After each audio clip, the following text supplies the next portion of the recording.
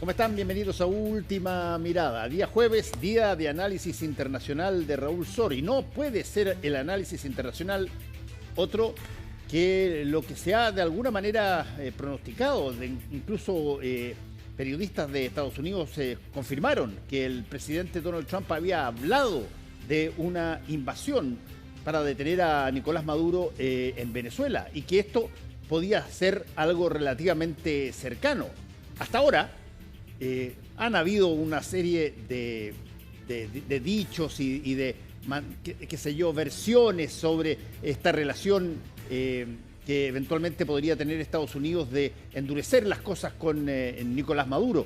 Pero ahora se está hablando directamente de la posibilidad de entrar a Venezuela con tropas norteamericanas. ¿Es eso viable? ¿Es eso de alguna manera ha sido confirmado? Lo vamos a conversar con Raúl Sor. ¿Cómo estás, Raúl? Hola, Fernando. Sí, ayer corría el rumor en Estados Unidos y la prensa mundial, muchos medios se hicieron cargo de este rumor que provenía de un analista de extrema derecha en Estados Unidos que decía que un parlamentario le había confiado que iba a haber Estados Unidos iba a intervenir militarmente en Venezuela.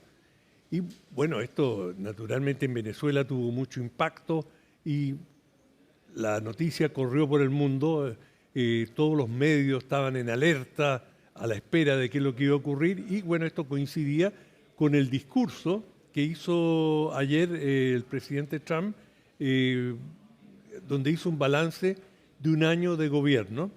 El balance fue, como se espera, nunca en Estados Unidos las cosas han estado mejor. El país, estoy hablando como se expresó Trump, era una ruina cuando yo lo recibí y mírenlo ahora, es un modelo envidiado por todo el mundo en ese lenguaje tan exagerado que utiliza él y sin ninguna dosis de modestia, bueno, exaltó todos los logros de su gobierno, como hoy día la mayoría de los norteamericanos está gozando de una gran situación, pero ni una palabra sobre Venezuela, que era lo que se esperaba o lo que se había hecho, era el rumor que circulaba. Y bueno, frente al rumor caben dos posibilidades. Una, que haya sido simplemente un analista mal informado que echó a correr, como dicen los españoles, el bulo o el rumor sin fundamento, o que sea algo mucho más serio, parte de una campaña psicológica que en casos de crisis, de gran tensión como la que existe entre Estados Unidos y Venezuela, nunca está de más echar a correr estos rumores que causan alarma, que tienen a su adversario sobre ascuas y, bueno, después se desinfla, pero de tanto gritar viene el lobo, sí, tú ya no sabes cuándo viene. Bueno, hay un punto, Raúl, que quizás es bueno conversarlo, que tiene que ver con la institucionalidad de la presencia del presidente de Estados Unidos como comandante en jefe de las Fuerzas Armadas. Por ejemplo, en Chile, el presidente de la República, quien quiera que sea, el presidente electo Kast, bueno, él es presidente en jefe de las Fuerzas Armadas en caso de que haya conflicto. En época de paz no es el presidente de las Fuerzas Armadas. Ahí existen toda una serie de instituciones y todo. Allá no. En Estados Unidos el presidente es el comandante en jefe de las Fuerzas Armadas. Y por lo tanto las decisiones que la presidencia toma sobre, por ejemplo, intervenir en un país, bueno, pueden ser muy rápidas en ese sentido si es que el presidente tiene la intención de hacerlo. No tiene que pasar por pedir permiso al Congreso, por ejemplo. No, claro, y él ya ha planteado una serie de situaciones que tienen una cuota de ambigüedad, por ejemplo, la guerra contra el narcotráfico y que, bueno, el enemigo, el narcoterrorismo, como lo llama él, que es un concepto novedoso, bueno, es un enemigo asimétrico, diferente, y por lo tanto todas estas lanchas que han sido bombardeadas es parte de esta campaña contra el narcoterrorismo. Ahora, si esto digamos, ¿cuánto hay de desestabilización? ¿Cuánto hay de serio en la campaña que lleva adelante Estados Unidos? Es muy difícil saberlo. Pero hay algunos antecedentes concretos. Han desplazado su principal portaaviones frente a la costa de Venezuela. Hay un despliegue importante de la Armada norteamericana y hay una concentración de Marines. Los Marines son una fuerza autónoma, dependiente de la Marina, y es la fuerza de intervención, es la fuerza de choque de Estados Unidos. Los primeros en intervenir fuera de Estados Unidos en una operación son los Marines. Y ese es el rol de los Marines, bueno, que en castellano los llamamos los infantes de marina, que en todo el mundo es una fuerza de choque muy bien entrenada para justamente dar el primer golpe y hacerlo lo más decisivo posible. Y hay un desplazamiento importante, se sabe que hay varios miles de infantes de marina embarcados frente a Venezuela y, claro, todo esto, pero tú nunca sabes si esto es parte de la campaña de cerco, de amedrentamiento y conseguir que Maduro flaquee, que sus seguidores lo piensen dos veces y que, como lo hemos comentado antes, tratar de generar ambiciones, y para eso también han dado incentivos, 50 millones de dólares para que entregue a Maduro. Digamos, si hay un golpe de Estado, se forma una junta militar y la junta militar entrega a Maduro, bueno, se pueden repartir los 50 millones de dólares entre ellos. Pero tú viste la respuesta de Maduro. Maduro dijo, vengan, po. Los empezó a torear a Estados Unidos. Bueno, Trump. Están posicionándose esto. Atrévanse, po. A ver si estamos hablando de dos personas que tienen una concepción autoritaria. Maduro es un dictador y Trump le encantaría hacerlo. Tiene rasgos que asemejan. Claro, pero por lo menos todavía Estados Unidos gira y funciona sobre la base de su constitución y de decisiones que no corresponden solamente por los intereses de los presidentes. Pero, claro, si lo torea Nicolás Maduro, bueno, de pronto alguna chispita va a saltar. Bueno, lo que Maduro diga, yo creo que en Estados Unidos no tiene ninguna gravitación. Realmente él puede insultarlo, decir el presidente de Estados Unidos es un canalla, cobarde, que no se atrevería conmigo, y eso es, digamos, un sonido distante que en Estados Unidos no va a resonar en absoluto.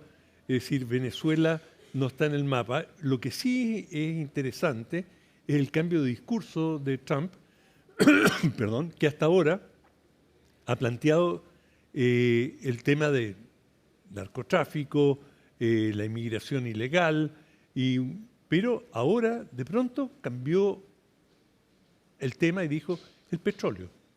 Por primera vez que lo dice abiertamente, dice, no, Venezuela nos robó el petróleo. Esto pertenecía a empresas norteamericanas y ellos comenzaron a nacionalizarla y han cometido una serie de irregularidades.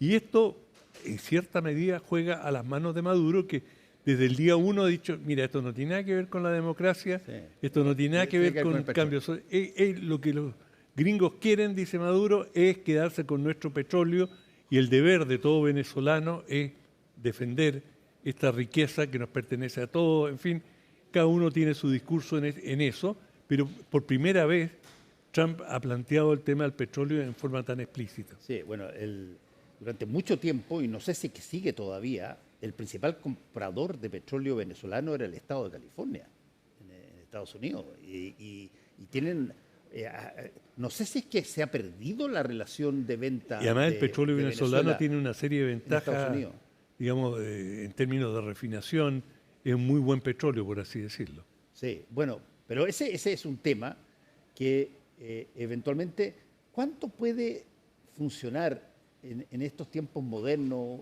Raúl, una suerte de seguidilla de advertencia, amenaza, retroceso, advertencia, amenaza, retroceso? No hay retroceso. Por ejemplo, Estados Unidos ha venido subiendo la apuesta y ahora, lo más importante, ha planteado un bloqueo. Y a eso responde el secuestro de un buque petrolero importante que se lo ha llevado a Estados Unidos y señalando de que esto eran exportaciones ilegales y que eran buques que no estaban debidamente registrados y que en el futuro va a revisar todo el tráfico marítimo, lo que en castellano significa un bloqueo naval de Venezuela. Ahora, esto es todo un proceso de ir apretando el nudo alrededor de la garganta del régimen venezolano, está claro. ¿Y cuál ha sido la reacción, por ejemplo, de la Corina Machado?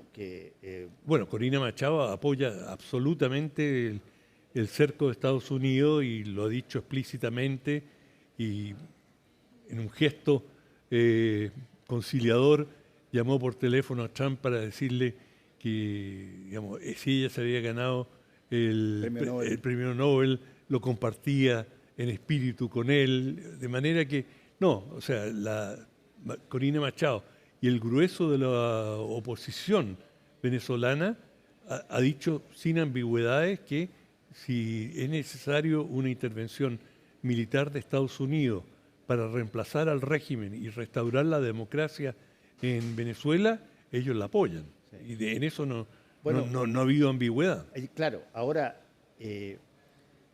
eso que tú estás diciendo, de alguna manera, vuelve a mi pregunta de, a ver, ¿cuánto tiempo se puede estar en este gallito antes de que haya alguien que gane? O que tome una decisión, si tú quieres, material, que no todo quede en palabras. Bueno, digamos, cortar las exportaciones de petróleo es un asalto a la yugular económica de Venezuela y el gobierno venezolano ha dicho en el futuro nuestros buques petroleros van a estar escoltados por la Marina venezolana. La Marina venezolana tiene recursos bastante limitados de cara al despliegue que ya tiene Estados Unidos, de manera que sería muy audaz de parte de Venezuela tratar de enfrentarse a la US Navy, digamos, por lo menos en papel y en recursos, es decir, tienen nulas posibilidades de un enfrentamiento en alta mar. Y dime, Raúl, ¿cuál ha sido la mirada del resto de los países de América? Estoy hablando de Centroamérica, América del Sur y América del Norte. ¿Cuál ha sido la reacción que han tenido los distintos países que tienen distintos tipos de... Los dos países que más cuentan son México, y la presidenta Sheinbaum ha dicho: yo estoy dispuesta a prestar mis buenos oficios e intervenir en una negociación para llegar a algún tipo de acuerdo, sin entrar en mayores detalles. Y esto está en línea con la tradición diplomática mexicana. Los mexicanos muchas veces han actuado como digamos, terceras partes de buena fe en conflictos, y es coherente con la política exterior mexicana. Y Brasil, que tiene discrepancias, pero también aprehensiones en relación a una agresión a Venezuela. Son fronterizos. Pues. Exacto, y Lula también, digamos, en la misma vena que México, ha tratado de modigerar, de frenar un poco la situación, pero en definitiva, en estas situaciones límites, cada cual se rasca con sus propias uñas. Y el resto de América Latina, el grueso no quiere comprar pleitos innecesarios y un poco miran para el lado. Bueno, a ver, esto es lo que ocurre entre Estados Unidos y Venezuela, que, como lo hemos dicho ya varias veces, no hay ninguna duda de que no hay relación amistosa alguna entre los gobernantes de Venezuela y de Estados Unidos, pero, a ver, no es la única situación internacional que ha habido, porque acuérdate tú que Trump ha pasado por recuperar el control del Canal de Panamá, ha pasado por ser dueño de Groenlandia, Bueno, esas cosas, yo por eso me preocupa cuando alguien invierte mucho en palabras y no en hechos, porque en algún momento dado toda la fuerza de la gente que lo apoya dice, oye ya, pasemos al umbral siguiente, dejémonos de hacer discursos, porque ha hecho puros discursos y bueno, y la respuesta, están ahí todavía las mismas personas. Bueno, hay una situación más urgente y que hoy día, digamos, en términos noticiosos, está mucho más presente y es la situación de Ucrania, Sí. en la cual Estados Unidos está presionando fuertemente a Ucrania para que haga algunas concesiones y llegar a un acuerdo de paz con Rusia. Con Rusia, sí. Y yo creo que, Que era totalmente contrario a cuando partió metiéndose para defender a Ucrania. sí, pero nunca ha sido, siempre ha tenido reparos con Zelensky. Así, ¿ah? Bueno, tú te recuerdas ese episodio muy violento en la Casa Blanca, Así en es. que Trump realmente y Vance realmente agredieron a Zelensky y lo ningunearon de una manera pocas veces visto en la escena internacional. Y en general, lo que uno observa, sobre todo en el Partido Republicano en Estados Unidos, es un hartamiento con esa guerra, una guerra que les está costando fortuna y a la cual no ven ningún destino y que, al parecer, el grueso de los estrategas estadounidenses han concluido que Rusia ganó la guerra y que a lo mejor que pueden aspirar es a una buena negociación y mejor que negocien ahora que tienen algo para negociar, a que realmente, antes que los rusos les pasen por encima completamente, que es lo que está ocurriendo. Es decir, Ucrania está perdiendo territorio permanentemente y están reculando y toda la estadística demuestra que van a perder la guerra. Es decir, en términos de recursos, Rusia es un país lento en echar a andar su máquina bélica, pero cuando finalmente lo hace y empieza a funcionar en pleno, cosa que han hecho y han reconvertido parte de su industria para este conflicto, son bastante potentes y lo han demostrado. Y tienen, bueno, hay una desproporción entre Rusia y Ucrania. Ucrania es la cuarta parte de Rusia y Rusia es una superpotencia y Ucrania era una provincia de Ahora, esa superpotencia. El punto que de alguna manera generó un interés particular en el problema ruso-ucraniano es que se veía esto como, a ver, ¿y qué pasa si es que le resulta el gambito a Ucrania? Y el mundo empieza a decir, oye, esto de apoderarse de países históricamente y después declararlos como que son de uno, no necesariamente quiebra la idea de ese país de que tiene que ser independiente y tiene que ser... Y ahí empieza al tiro a saltar el tema, vamos al tiro a Taiwán y a China, porque de alguna manera lo que pasa entre Rusia y Ucrania repercute en todo el repercute planeta. en todos aquellos que están considerando que ese territorio es mío. Si es que Rusia puede invadir y Ucrania someterse, bueno, ¿por qué no se hace lo mismo en otras partes? Bueno, pero donde está el mismo problema. así es la historia del mundo y, digamos, justamente se invoca mucho el periodo de anterior a la Segunda Guerra Mundial, que se le llamó el periodo del apaciguamiento. Y la política de las potencias occidentales, Francia, Gran Bretaña, de tratar de apaciguar a Hitler. Entonces Hitler dijo, yo quiero tomarme parte de Checoslovaquia porque los Sudetes, toda esa región, germano parlante. Y dijeron, sí, pero no correspondería. Pero no vamos a ir a una guerra por eso. Y así sucesivamente Hitler fue ganando fuerza, prestigio, y claro, cuando quisieron, digamos, quisieron detenerlo, Polonia, ¿no?